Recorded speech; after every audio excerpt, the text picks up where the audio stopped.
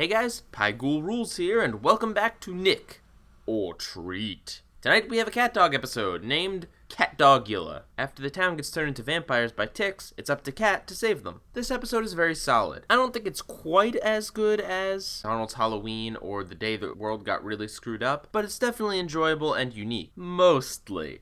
See, this episode starts a major trend about Nickelodeon shows having the characters turn into the monster that they're dressed up as. Stay tuned and you'll see this as a recurring trend. This was the first of the Nicktoons to do it though, so it's original in that right. And I really like the weird CatDog spin that it's these weird vampire ticks that turned everyone into vampires, instead of an actual vampire or a bat or something like that. Actually, the episode kind of feels like a cross between two other CatDog episodes, Full Moon Fever and Flee or Die. The way the ticks form into a giant mass is very reminiscent of the fleas, and the fact that Dog turns into a monster is a lot like what happens in Full Moon Fever. I'm not saying this episode is a ripoff, I'm just saying it's very reminiscent of those two episodes. One thing that's really fantastic about this special is the opening sequence. Again, it's not quite as interesting as the Angry Beavers episode, but this one definitely has a spooky graveyard title credits that definitely pump you up for the episode. Not a lot of shows do really dramatic opening credits like that, but it definitely does a great job of setting the mood. And that's something that's carried consistently throughout the episode. The atmosphere is dark, it's spooky, they go to graveyards, there's an angry mob. They definitely captured making an episode that's all around darker and spookier than your average CatDog episode. Is it scary? Well,